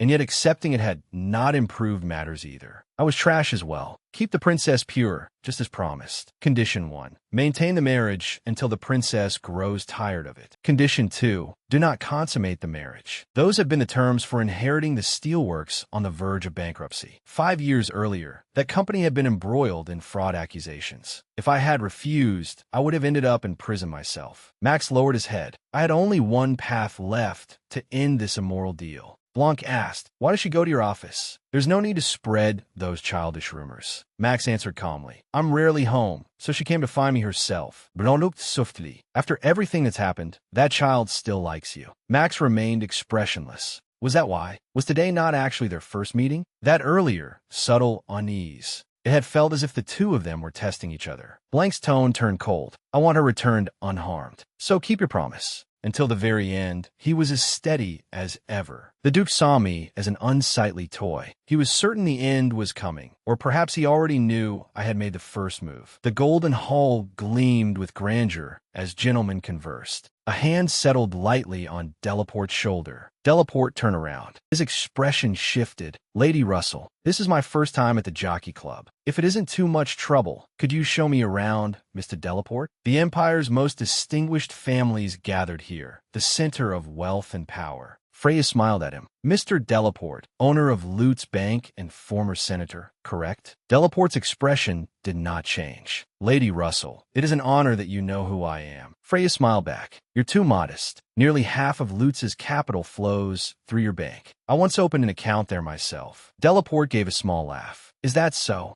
Freya's expression grew earnest. Mr. Delaport, I have something to tell you, but I have no one to turn to. Before the founding members of the club stood that infamous heiress, rumored to be at odds with her father. Who would dare challenge the owner of Lutz Bank? Didn't Delaport notice the predatory eyes behind those smiling faces? A trace of worry entered Freya's voice. My husband has been troubled lately, so I looked into things myself. I heard the kingdom's laws are about to change. She was openly revealing that she had begun meddling in her husband's affairs. What was she thinking? Delaport stiffened, hand to his chest. Madam, this is not an appropriate topic. Out of respect for Duke Blanc, I'm still treating you courteously. But the Delaport family is also one of the great houses. There is no need for us to be so polite to a wild mare. Freya touched her lips, feigning surprise. Oh dear, did I say something improper? You were simply the first person I thought of, sir. After all, your eldest son is my husband's. Delaporte's voice sank. Madam, Delaporte's gaze sharpened like a blade. The surrounding murmur grew louder. Delaport let out a short sigh. What exactly are you trying to ask? Freya met his eyes. They say rail transport pays only 1.5 centimes per ton, while sea freight earns 4 centimes. Rail seems to lose badly. Delaport narrowed his eyes with open disdain. Who here wouldn't know that? No one in this building was ignorant of it. The bill had been designed that way. Clearly, the only exception was the woman standing before him. Freya clasped her hands at her chest, looking sincere. I may not understand much, but I want to do something for my husband. Could you help me, sir? A cold smile tugged at Delaporte's lips. No matter how one heard it, this was lobbying for the repeal of the amendment, just in an embarrassingly clumsy way. She could dig a trap so calmly while pretending to be entirely innocent. I would never pity someone like her. Rejected by her father, unloved by her husband, the only daughter of the leader of the royalist faction, and yet looked down upon by the public. Delaport lifted his gaze. Lady Russell, if you need help, wouldn't your father be more suitable? Or are you asking me to do something you cannot even say to him? Freya covered her lips with one hand, pretending surprise. Ah, you're right. She lowered her eyes. I was thoughtless. Delaport spoke sternly. Such matters are best left to men. If you mention this elsewhere, you'll only embarrass yourself. Please go back. Guests in the distance whispered among themselves. Honestly, women, this was the greatest leniency he could offer. Freya turned away. The innocent panic on her face vanished, replaced by a calculating smile. Did something happen? It's nothing serious. It just didn't go very well. Max wiped his hand lightly. I see. That can't be helped. Freya's voice was calm, so I plan to meet him again later. Mux frowned. What? Freya looked out the window. Yes, why indeed? She had deliberately played the part of an ignorant young wife, only to be publicly rebuffed by Delaport in front of his creditors and shareholders, all to plant a single seed of unrest. Freya turned back, a faint smile on her face. Besides, my father was there. It might have been awkward. Max looked at her. Didn't you say you wanted to come here first? If you thought it would be awkward, then why go all the way there at all? What were you thinking, Freya? Freya did not answer. What did you and Duke Blanc talk about? Is this because the Duke is interfering in my affairs? Freya allowed a soft sigh. Just when everything had been progressing smoothly, I missed the most important part. I knew you wouldn't trust me easily. The road ahead is long, and now we're facing this on top of everything else. Every time, he will suspect my intentions. Perhaps one day, my daughter will no longer have to suffer like this. So this conversation must end here. Just this once. Mux Ruschel, listen carefully. I'll answer only this once. Freya focused on him completely. Remember what I'm saying now. If you doubt me again, think back to today. Everything I did today and everything I will do in the future is for you. Only for you. Max Russell, Freya lowered her gaze. Distrust, I understand. It's hard to believe, considering what Blanc means to you, isn't it? You told me that if I trusted you, you'd sign 100 contracts. But doubt will always rise up like it did today. Even so, this is the only thing I can say. Her voice turned earnest. So please trust me anyway. I'll take you away from here, just as you once did for me. Now it's my turn, Max. Do you know how happy I was that day when I held your hand? When you find it impossible to believe, remember us back then. Freya smiled with quiet confidence. Everything I do is to return that happiness to you. In truth, I've made only one promise, just as my father once did for me. This time I'm going to free him from this foolish life. Her gaze hardened once more. So Max, just this once, believe me. Everything was exactly as my father said. There was no one left beside Max, only his wife. I lied, and it would hurt him, but in the end he would understand my sincerity. In this world, only I could accept him. Your divorced husband says he loves another woman. Even if it was a voice I had destroyed with my own hands, I would forget everything and begin again. I hadn't given up. In the end, I protected the love of my life, or so I believed. Freya Blanc, are you satisfied now? Look at what your love has done to me. Freya jolted awake. A tear slid from the corner of her eye. The doctor held her chart and asked calmly, "How do you feel?" Freya's eyes were hollow, as if she had awakened from a nightmare, so vivid it felt real. But what she saw was a reality even crueler than a nightmare. The doctor lowered his eyes. No matter how much one tries to erase them, memories do not disappear easily. We call it extracting memories. From the trivial to the profound, they are stored in different compartments. What we call forgetting is merely forgetting where a memory has been filed. Emotion is the most important factor in recalling that location. The doctor explained gently. Through hypnosis, we dilute your emotions. The stronger the emotion, the longer the treatment takes, until it feels like someone else's story. Then it disappears, like forgetting what you ate a week ago. Freya held a handkerchief. Her gaze lowered. Is this really what you want? Freya looked up, her eyes resolute. The white-haired doctor leaned forward. Erasing all memories of your husband will leave an enormous void. There has never been a precedent for this. We cannot predict the side effects. Even knowing the risks, are you certain you want them erased? Freya gripped the handkerchief tightly in both hands. Doctor, please don't worry. A calm smile spread across her face. I understand perfectly well what consequences and risks my actions carry. Finding Dr. Sigmund has been my greatest stroke of luck. Freya looked straight at him. If I told you I had already erased a memory once before, would you believe me? The white-haired doctor's pupils widened. His lips parted, and he was left utterly speechless. The spring of my 22nd year was endless suffering. It was my prison. I shut myself in my room, enduring the world's condemnation and mockery, crying all day. The insomnia and hysteria only worsened. On the days Max came home, I clung to him with every last shred of my strength. Some instinct unfinished within me sensed it, that the day my husband would abandon me was not far away. 2 weeks before the divorce reached me, time became the countdown to a guillotine. My sanity hovered at the edge of collapse, like a prisoner awaiting execution.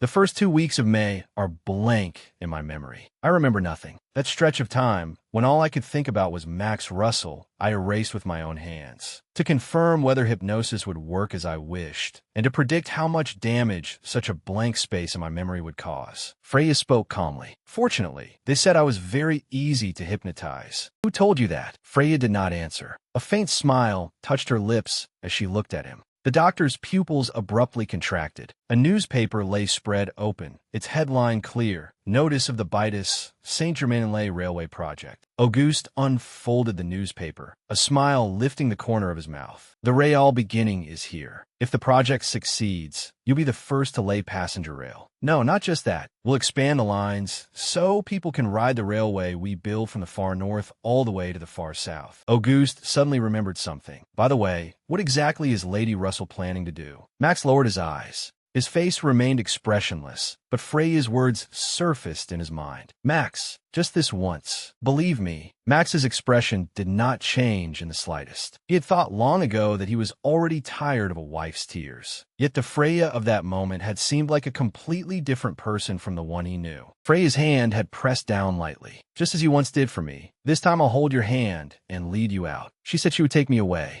A flicker passed through Max's eyes. Auguste looked at him. She said she'd act for your sake. Auguste's gaze sharpened. Are you sure she isn't just trying to keep you by her side? Are you sure she hasn't joined hands with the Duke? Max's eyes lowered. Their conversation at the jockey club had indeed been strange. But I heard she plans to meet Mr. Delaporte again. For now, I'm letting her do as she pleases. My father is no ordinary man. Convincing him is impossible. You know that. In any case, even if she's rejected, we lose nothing. Auguste looked thoughtful. It seems, at least in this regard, your wife has done quite well. Max lifted his head. What do you mean? Rumors were spreading in the shadows that Lady Russell had sought her father's help for her husband, that after negotiations failed, she had panicked and humiliated herself before the bank president. Max lowered his gaze. I accompanied Freya last Saturday to confirm her relationship with the Duke, but I had another purpose. If the Duke truly is interfering with the amendment, then this rumor can be used to create chaos. Auguste smiled and spread his hands. Your wife's reputation has taken another hit, but no matter how you look at it, it benefits us. The legislators are beginning to watch the Duke's every move. The merchants with something at stake are on edge too, wondering what effect the actions of his only daughter will have. Their attempt to obstruct the project is wavering. Max's gaze deepened. That's good. Freya's performance exceeded expectations. It will be much easier now to persuade the legislators in Marquis Tristan's camp. Max lowered his eyes. It was clearly a good thing, but Auguste stared at him. Max, let me ask just in case. You don't still have feelings for your wife, do you?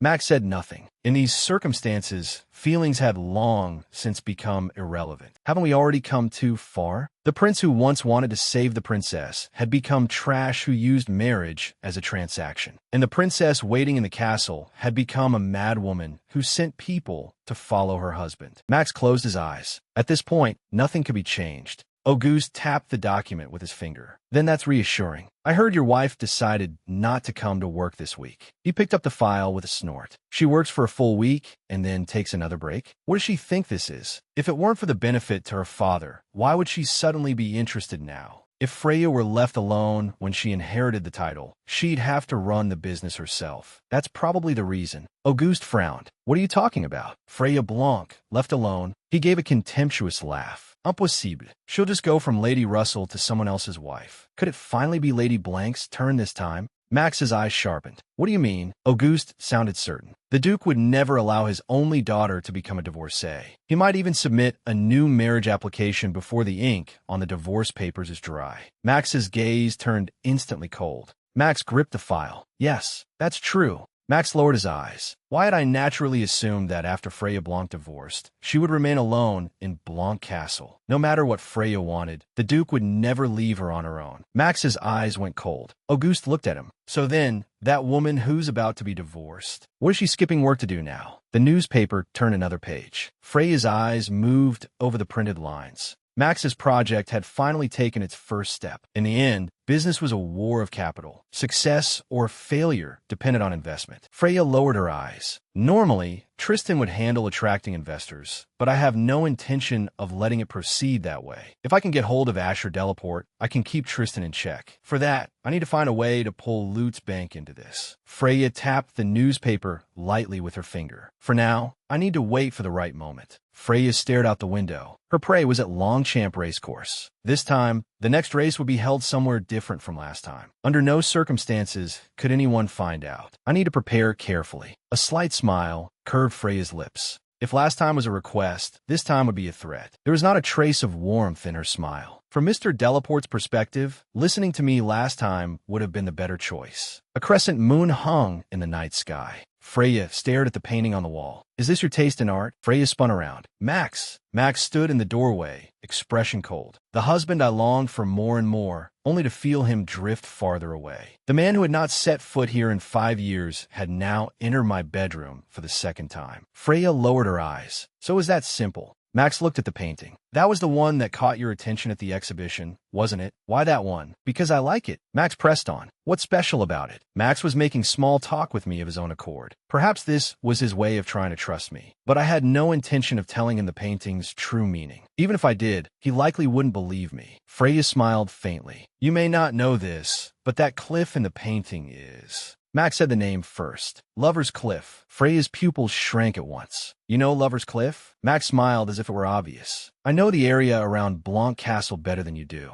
When I was 12, I entered the Imperial boarding school by the Duke's order. After that, I spent all my holidays at Blanc Castle, like a cuckoo clock, bound by time and place. It was the life of a living doll, existing only to please the young lady. Max's thoughts drifted to the cliff's edge. I heard that if lovers make a vow there, they can gain eternal love. If I cast away the name Blanc, and I cast away the name Russell, and suggested that we elope in secret together, what would Snow White say? Max and Freya, both wrapped in cloaks, ran along a woodland path. The two entered a small cabin. Max stood at the kitchen counter, and Freya stood beside him. She looked up at Max. Her smile was sweet. Max stared alone at the setting sun. Those dull days at boarding school, those days at Blanc Castle when he was utterly ignored, the only thing that made them bearable, aside from time spent with the young masters, was the time he spent on the cliff, imagining a future that would never come. You didn't come here just to look at the painting, did you? Freya looked up at him. Why did you come? Yes, why are you standing before me again? I used to dream day and night of escaping Blanc, and now I have returned as a son of Blanc. What? Today I announced the new venture. I know. Is that why you came? Max said, tomorrow we'll issue shares. Anyone interested can buy them. Freya's expression remained calm. I was planning to buy some. Max's eyes sharpened. You want to buy shares in our company? Was she practicing how to make herself look suspicious? Freya turned away. I'm an official business partner too. Besides, is there any investment more profitable than railways right now? Max said nothing. Did your father tell you to buy them? Did the Duke ever tell you how the Russell family's canal project was branded as fraud? A memory flashed through his mind. She had looked at Max with sincere intensity. So Max believed me, just this once. Max lowered his gaze. Do you know what trusting you means to me? He remembered Auguste's words. You don't still have feelings for your wife, do you? Max answered expressionlessly. Do as you like. Freya said softly, thank you. Max turned to leave. I'll go now. Yes. Thank you for coming all this way just to tell me, Max. A flicker of caution flashed in his eyes. Freya stared at him, her expression fragile, if only for a moment. Did you ever love me? Did I ever love Freya Blanc? It had been too fierce an obsession to call love. All I ever showed him was falsehood. If one day both of us could break free of our chains, perhaps then that might be our Freya. You said you'd take me away from here. Max turned his face slightly, emotion tangled in his blue eyes. I hope you succeed. He turned and walked away, his footsteps echoing through the empty corridor. So,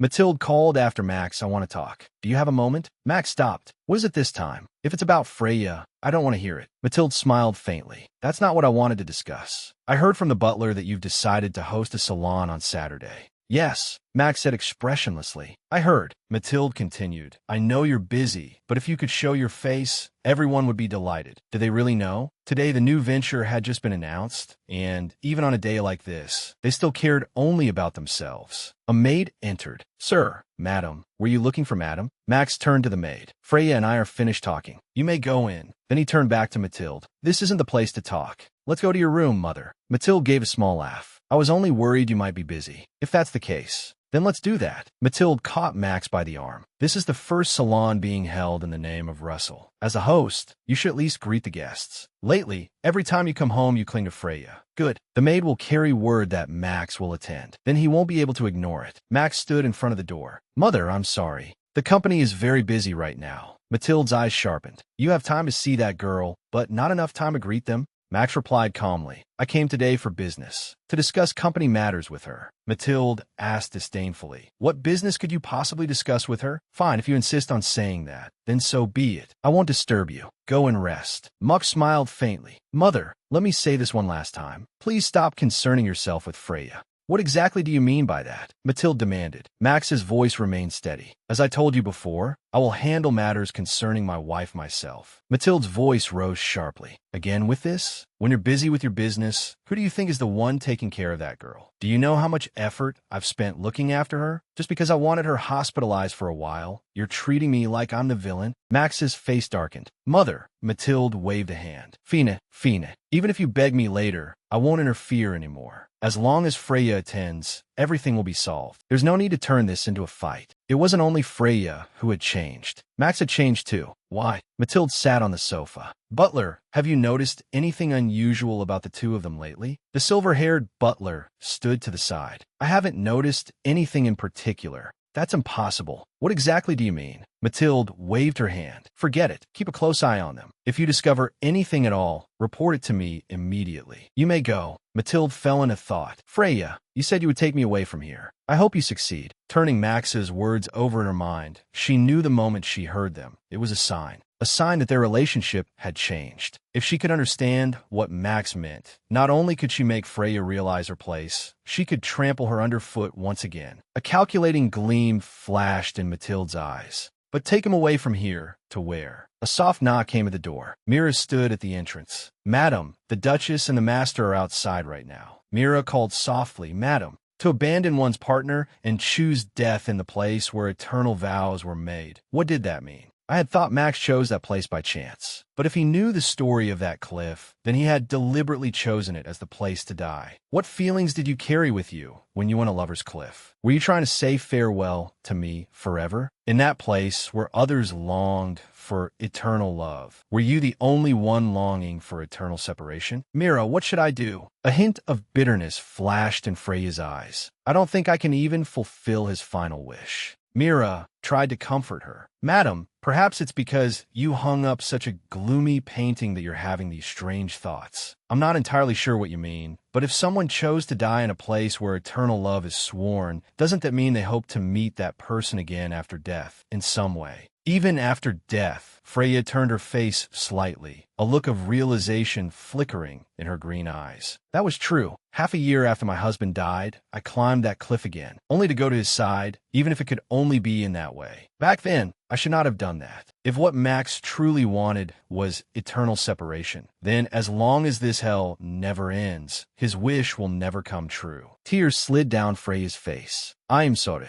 Because of me, you too have to keep repeating this hell. Congratulations, sir. What a magnificent race. Delaporte glanced aside, a confident smile rising at his lips. Thank you. You crossed the finish line by the tiniest margin. It was a truly spectacular moment. Delaporte chuckled. Just luck, that's all. I told you I saw it clearly. Is that so? Lady Russell is circling the president of Lutz Bank. Everyone secretly hopes to gain his favor, but he still seems to have some pride left, playing hard to get. I could have treated him more gently. Delaporte's gaze sharpened. Those self-satisfied nobles. He actually believed Duke Blanc had once again ignored his daughter. How foolish. The moment the princess stepped into the jockey club with perfect confidence, he should have noticed. The relationship between the duke and the princess had already changed. If he had truly possessed that kind of insight, he would never have said such things. A pair of leather boots stepped onto the path, moving forward steadily. Lady Russell really is pitiful. Once a precious flower, now treated worse than weeds by the roadside. Who would have imagined the white sail red flower affair would end like this? Delaporte's brow twitched. Can't they speak quietly? Those smug faces are a spectacle. That man who used to trail after Auguste Delaporte at school like a sewer rat now held his head high, apparently thinking himself a successful businessman. A group of nobles murmured among themselves. Come to think of it, a commoner like Russell graduating from the Imperial Military Academy. There were even rumors among us that the Duke sent him there deliberately, hoping he'd die. The Grand Imperial Military Academy had once served as a refuge for impoverished nobles. Now it was the cradle of rising stars in the military. And there, hanging by a thread, had been the bloodline of a deceased duchess. Delaporte's lips curved with contempt.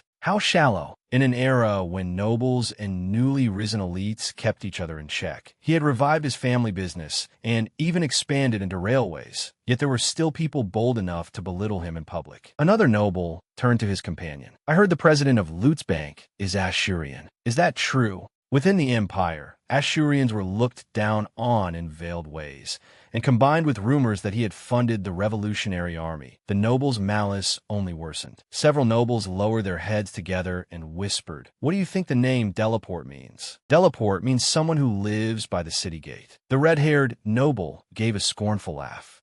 Just as I thought. Delaporte was hit by that remark. A noble spoke up in warning, but he is a newly elevated noble personally chosen by by His Majesty. To question his loyalty is to question His Majesty's judgment. The red-haired noble hurriedly covered himself. I only said in passing. How would I dare question someone selected by His Majesty? A few noble women gathered together and whispered. A woman actually entered the jockey club. Another waved her fan. How shameless. What on earth is she thinking, barging into a place full of men? One lady lowered her voice. Look, the president of Lux Bank. That Russell. Delaporte walked with his head lowered. Here or there, his steps suddenly halted, his gaze locking onto the figure ahead. Marquis Tristan. No wonder Tristan had appeared at the jockey club. So he had an appointment with the Republicans. It was over the Railway Reform Bill, the Railway and Canal Amendment, a complicated struggle of interests. The Royalists were the main beneficiaries of the canals, and Duke Blanc was one of them. How ironic. The one who had handed over the canal business was Max Russell. This struggle looked simple on the surface. Republicans against Royalists. But Marquis Tristan's involvement changed everything. Now, it was a confrontation between the aristocratic faction and the Emperor's faction. Delaporte let out a soft scoff. That young Marquis.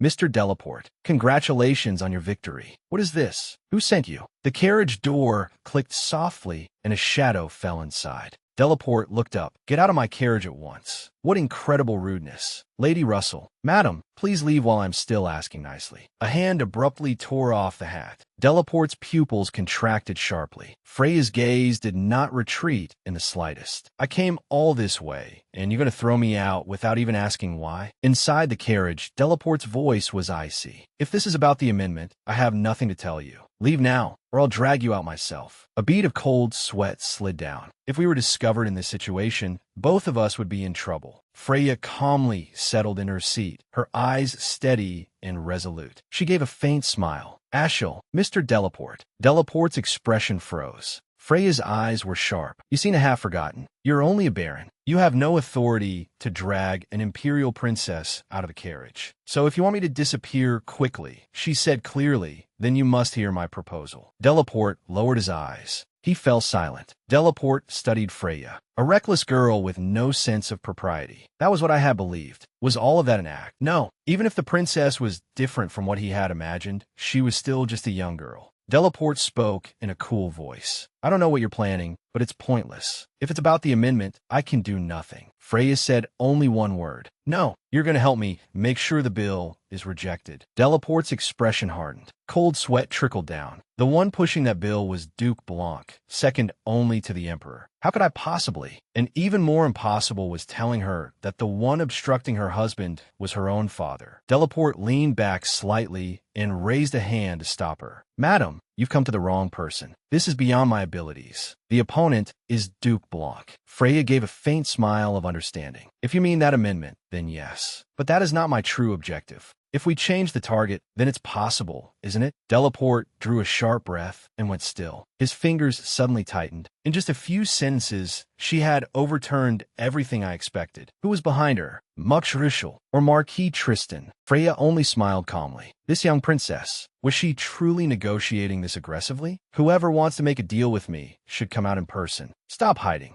No wonder she appeared at the jockey club. So there really was a reason. That little fox actually used his head this time. He must be somewhere nearby. Freya's voice pulled him back to reality. Even if you wait, no one will come. Delaporte stiffened in alarm, cold sweat slipping down. What did you just say? Freya's gaze sharpened. There is only you and me here. I am your negotiating partner. This is the third time now. I underestimated this princess yet again. A clear mistake. Delaporte lifted his eyes. I see. If it's the 50 signing clause, I can exert some influence. But the risk to me would also be considerable. Since you've come so thoroughly prepared, I assume you've also prepared suitable compensation. Freya's voice remained calm. Tell me what you want. Delaporte lightly touched his chin with his fingertips. Surely the Duke's family does not make empty promises. His gaze dropped. How about the mining rights owned by the ducal house? Freya lowered her eyes, pressing her fingertips together. That might be a little difficult. The mine is already tied up in another contract. She looked up again, a confident smile curling at her lips. How about this? I'll give you something you absolutely cannot refuse. Something you absolutely cannot refuse. Freya smiled with quiet confidence. Sir, perhaps you've heard the rumor. Delaporte's expression shifted slightly. That without Ashurian funding for the revolution, the revolution would have failed. As outsiders, the Asher family excelled at accumulating wealth. They poured that fortune into the Revolutionary Army, all to escape a fate of being despised. But after watching them fight and bleed, only for the Republic they won to collapse twice in vain. The frustration they must have felt was beyond imagining. Freya folded her hands on her lap. Her gaze deepened. Delaport looked at her, the corner of his mouth lifting in an unreadable curve. Why are you telling me this? When Ashwill Delaport's secret is revealed, the Empire will once again be swept into the vortex of revolution. Del Anderson will become a republic. In the countless lives I have repeated, Ashwill Delaport was always the leader of the Third Revolution, the hero of the Republic. So I have to win Ashwill Delaport completely over to my side. Freya's gaze sharpened. Why would Auguste, who despises aristocrats, enter the Imperial boarding school? Perhaps his original goal was to create a second Max Russell. Delaport's lips twitched. Freya smiled knowingly. I suppose it failed because in the end, I never let Max go. They couldn't very well make the son-in-law of the Empire's most prestigious family the symbol of a new revolutionary army. The commander of the new revolutionary army. Don't you agree? His hand quietly tightened around a dagger and pressed it to Freya's throat. Delaport lowered his voice. Your Highness.